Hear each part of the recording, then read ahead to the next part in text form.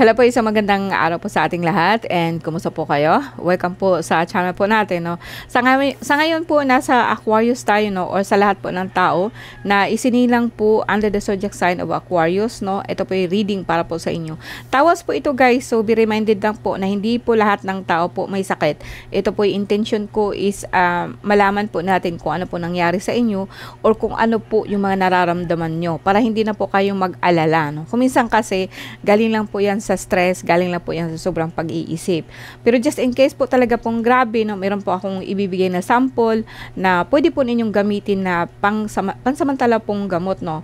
Or sabihin na natin na pinakagamot na po talaga, no.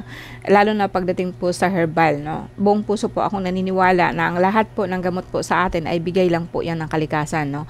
So, sa ngayon, sabayan niyo po ako sa dasal and makinig po tayo. And tignan po natin ang nangyari sa inyo sa pamamagitan po ng tarot card. And mag-in po tayo ng isang dasal. So let's just begin, no? So sa lahat po ng mga nandiritong Aquarius, makinig po tayo, no?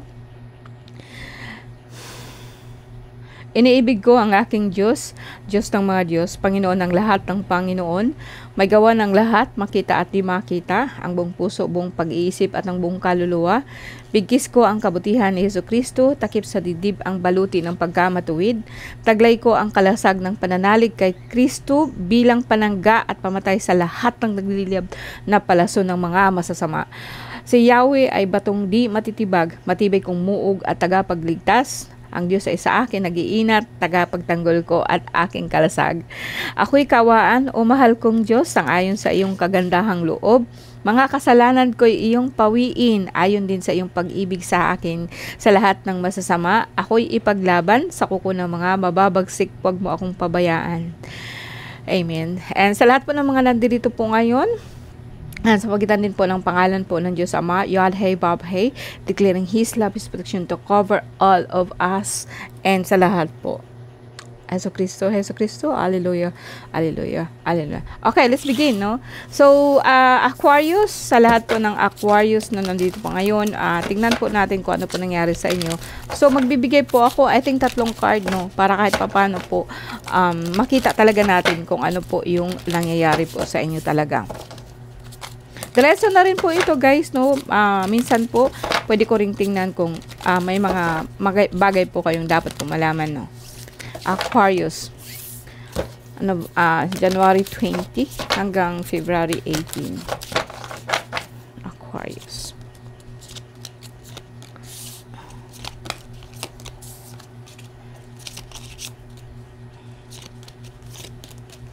Usually, guys, minsan kasi yung sakit po natin, talaga pong minsan gawa lang po ng mga elemento na nahingi po ng tulong, no? So, lalo na po ngayon na sunod-sunod po ang ating masasamang panahon, kung minsan po talaga pumapasok po sila sa ating bahay at nagpaparamdam, no? So, sa akin, sa lahat ng mga manggagamot dyan, no, mag-ingat na po tayo. Grabe na po ang gawa ng ating, ang balik sa atin ng ating kalikasan. Dahil nga po sa sobra po natin na masakit, no? Masakit po sa kanila yung ginagawa po ng mga tao ngayon, no? So, sa lahat ng Aquarius ngayon, alam ko po na nahihilo ka. And, minsan, biglaan po siya, no? So, nahihilo ka, yung sikmura mo, parang nangangasim po siya, no? And, kuminsan po, grabe din po ang stress mo sa mga bata, no? And, kung titingnan ko dito palabas po, no, sabihin po natin na ang silento ng card mo is para sa mga anak mo. Kung minsan kasi, itong anak mo, bigla na lang pong nagagalit, no? Lalo na po yung mga estudyante po natin, no?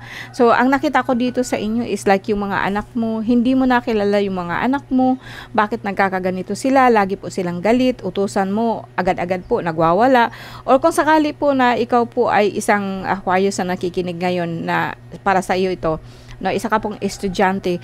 Alam mo bang kung minsan po yung isip mo talaga po is like parang lutang, hindi mo alam kung ano nangyari sa iyo, galit ka nang hindi mo alam.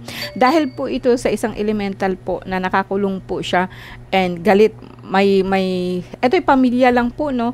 So sa buong sa inyo ba sa family, within the family lang po. Talaga pong yung alam kung sakali po na ikaw ay hindi bata, kung sakaling ikaw po ay babae, lalaki, tatay ka man or nanay ka man po sa buong family, alam kong iniisip po talaga is pamilya nyo. And pero nagtataka ka kung bakit po bigla ka na lang po nagagalit. Ito'y hindi siya sikmura, no. Ito'y hindi siya ano, ito po'y no, what I mean is hindi po ang sakit po nararamdaman nyo, hindi lang po siya sa katawan, no. Kasi nga po parang pumapasok po siya sa isipan nyo. Mapapansin mo na para pong lagi ka na pong galit o lagi ka pong nagagalit po nang hindi mo alam. Galit ka sa mga anak mo, sa pamilya mo. Ito po'y dahil po sa isang elemental po na nakakulong po sa inyo, no. Pero wag po kayong mag-alala, no. Kunin ko na po siya para kahit papano po maibsan kaagad po yung nararamdaman nyo. Hindi na po kaagad baga siya lalala. So, kukunin ko po siya ngayon. Ang gagawin po ninyo dyan, kung halimbawa nakikinig ka po ngayon, sabayan po ninyo ako, no, ay palayaan ko po siya. So, kukunin ko siya sa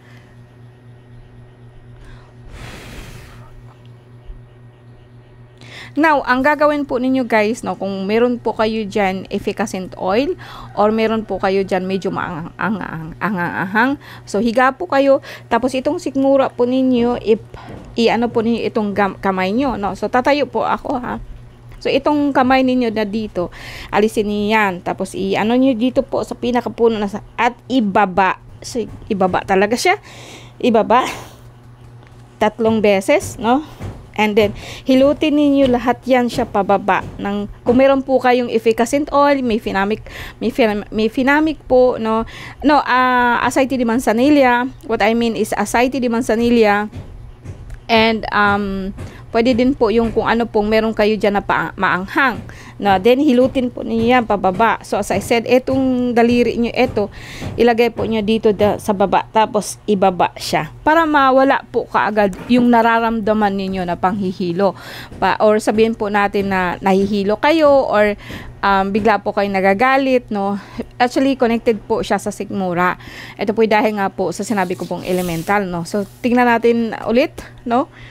And I will use another card po guys, no. Kasi sa sakit po yan. Tingnan natin kung ano po nangyari sa inyo. And Aquarius po. So, para po mag-iisa lang po yung ating reading, no. Sa sakit at saka tingnan natin kung ano po nangyari sa inyo. And gagamit po ako mamaya po ng Lenormand. Aquarius, January 20 and February 18. Ang marami sa atin ngayon ang nagkakasakit guys.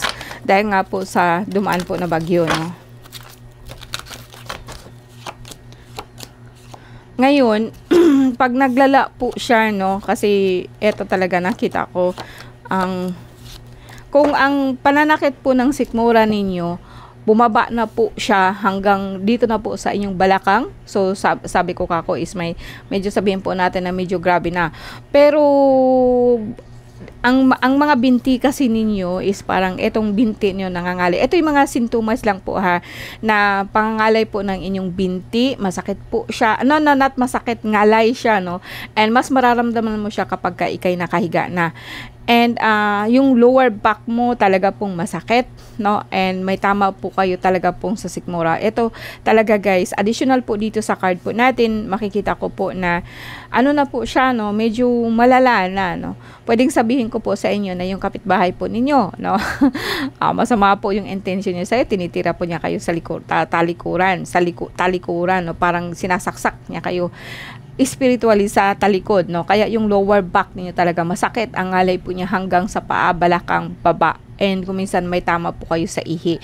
And kuminsan guys, no, mararamdaman mo na yung paa mo is parang wala siyang lakas, no? Dahil bumaba na po yung potassium nyo.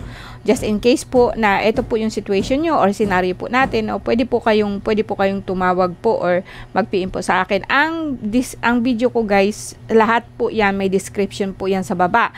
And nagbigay po ako dyan sa inyo ng messenger, nagbigay po ako sa inyo ng number, and tumawag po kayo. I prefer po sana kung gagamit po kayo sa akin ng WhatsApp and Viber para po kahit papaano po makapag-send po kayo sa akin ng picture at makapag-send din po ako sa inyo ng picture kung ano po yung kailangan ninyong kukunin. Okay? So, ngayon, pagdating natin sa pera, no? May pagkakagastusan kayo dahil po meron kayong asikasuhin ng mga dokumento, no?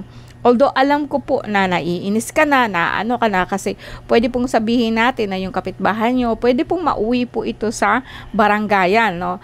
And, or kung hindi naman, as I said, no, mag-aasikaso ka ng mga dokumento mo, legal documents po, no? And, pwedeng sabihin natin na biglaan pong uwi mo, or sabihin natin, iyan, nakauwi ka na, and medyo masama pakiramdam mo pagbalik mo kung nasan ka man, kasi alam ko naman September 18 pa lang po ngayon, so galing po tayo sa probinsya or pinapauwi ho kayo sa probinsya. Ito po yung scenario po natin.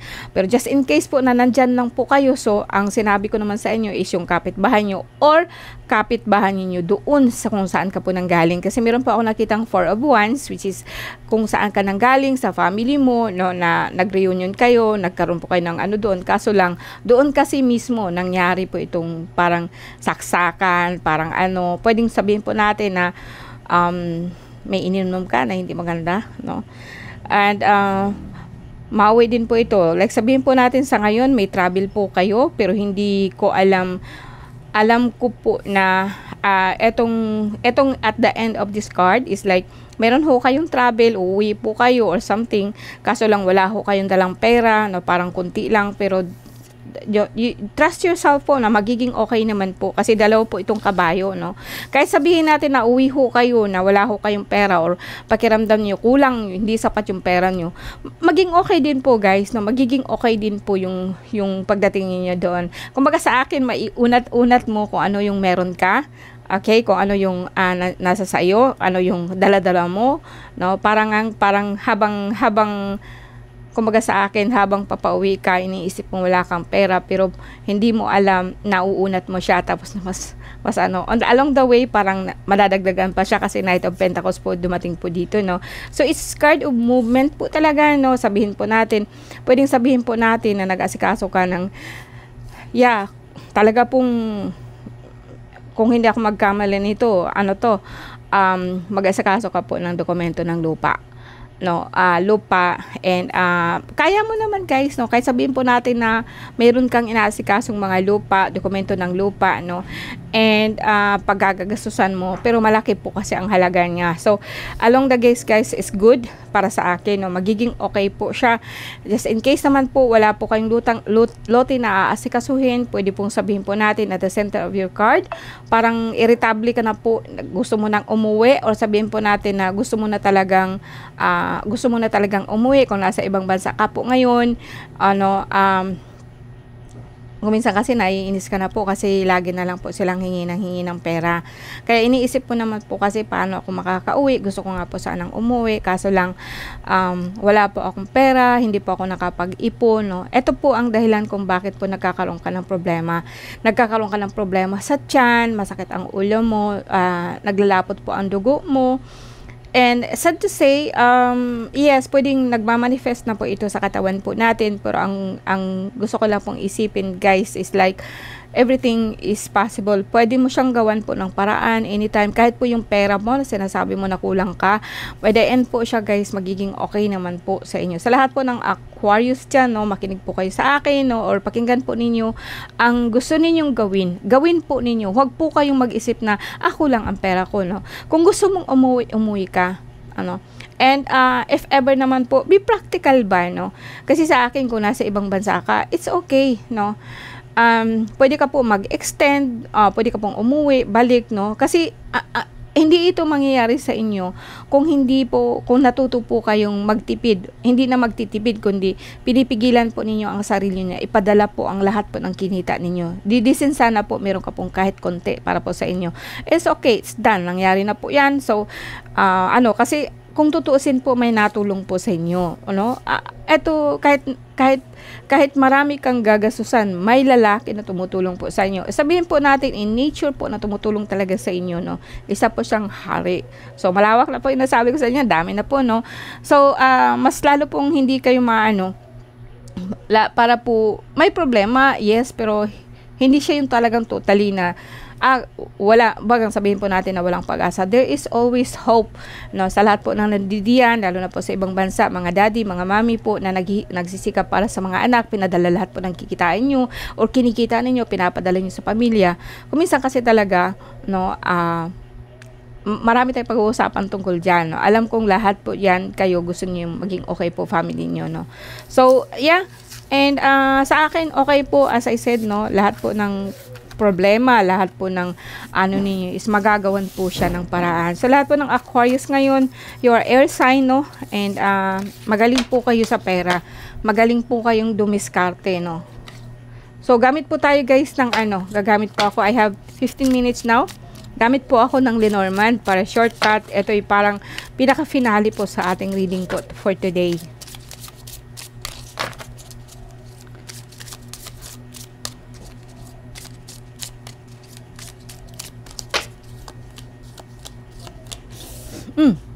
Ito ay Clover. So, yung ending sinasabi ko sa iyo na pwedeng sabihin po natin na galing po to sa ibang bansa or nasa ibang bansa ka po sa ngayon. Pera mo, konti lang, pero kaya nyo. Isa Clover, no? Swerte po yan. Alam kong hindi ganun kalaki ang pera. Pero sabi ko sa inyo kasi kanina na kuminsan po kasi nagkakaroon po kayo ng samaan ng loob within the family dahil lang po sa pera, no? So, it's done, it's said, no? So, sa akin, kung halimbawa man po nasa ibang bansa ka ngayon, maybe this time guys, no, wag mo na kayong umuwi. Diretso po kayo ng trabaho dyan. Pero, magiging disiplinado po kayo sa sarili niyo na huwag lahat ibigay sa pamilya, no? Hindi po tama yun, no? Kasi sa akin dito, ito po hidwaan, binigay mo na nga lahat, pero at the end, bakit po, bakit masama pa rin kayo? Bakit kayo pa rin po ang masama? Bakit at the end, kayo pa rin po ang nasasagasaan, no? So, sa akin, ano lang po, no? Be positive, no? Be positive, no? As I said, may problema. So, at the center of your card is bouquet, no? Bouquet, malaking pera po to. Pwedeng sabihin po natin na sabi ko nga sa inyo, Aquarius, is like, kahit sabihin po natin may problema kayo, meron ba kayong iniisip po na problema? Pagdating naman po sa heart, is like, kuminsan po talaga, sabihin natin na aasa ka o sabihin natin meron kang gusto makuha, pero talaga pong hindi siya agad-agad po nangyayari. And hindi kasi klaro ang gusto mo. Okay, clouds po siya. Hindi klaro ang gusto mo. Or what I say, pwede sabihin natin na hindi clear or sabihin natin na ang pera mo hindi ka sigurado. Pero at the center of your card, you are really thinking po ng malaking pera, no? Ibagang pwede ng pangkapital. And crossroad, no, mamili ka po kung mananatili ka po ba sa ibang bansa o mananatili ka sa trabaho mo, sa negosyo mo. Other way guys, Aquarius, kung wala ka po sa ibang bansa, is mamili ka kasi, no. Yung bagang sa akin, ikaw ang mag-decide kung how much money you want, no, kung ano po talaga ang gusto mo ba ng bahay. Wala akong nakikita dito, all about money, all about luck, like parang gusto mong lumipat, gusto mong umalis, lumipat, no. And eto naman kasi, dito kasi sa unang card mo, pwedeng sabihin natin, ang pera mo dito maliit lang, and nasa ibang bansa ka po nagtatrabaho. And then you are thinking about going somewhere, or lilipat po na ibang bansa. Go ahead, it's okay, no. Ang ganda po ng card mo. Halimbawa naman po is like, dito ka, may negosyo ka, naiisip mo lang po na mag-move sa ibang ano ba. Halimbawa ngayon, nasa ganito kang klaseng negosyo, gusto mo po mag-expand, gusto mo po mag-try po ng panibago, go ahead. Kasi ang ganda ng card mo. Kung dito ko titingnan, ang ganda ng card mo. Dito naman, pagdating dito sa kabila, sabi ko nga sa iyo, yung pera mo, kung saan man po siya nanggaling, kuminsan po ito po ang dahilan ng hidwaan ninyong pamilya. Pera po ang dahilan kung bakit po marami naiinggit, ganito siya, ganito, bakit ganito lang binibigay mo, bakit ganito. Either way, involved po ang mga mahal sa buhay. So, be consistent po guys, no. Wag po kayong ang mga Filipino kasi masyado pong masyado bang maawain, no? Hindi, ang kakulangan ninyo ng time sa pamilya, you cannot pay that with money. Okay? So, adjust lang po ninyo po. Pagdating naman po dito, ang paglipat mo kasi, you are thinking about paglipat, no? Hindi ka pa sigurado kung magiging okay ka ba, maging ano ka ba. So, ito yung senaryo ng ano mo.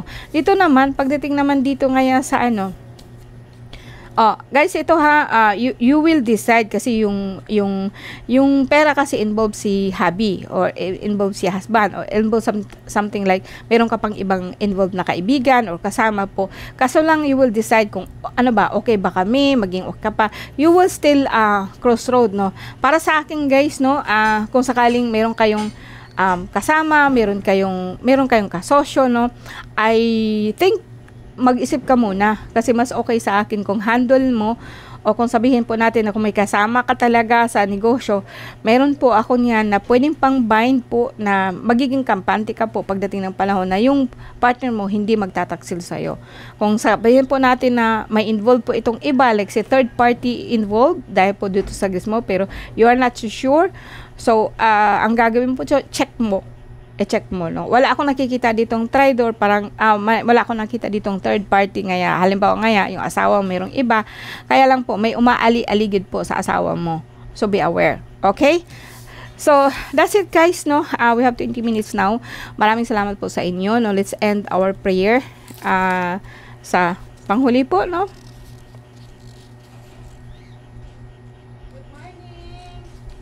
Sa lahat po ng mga nandirito po ngayon, no?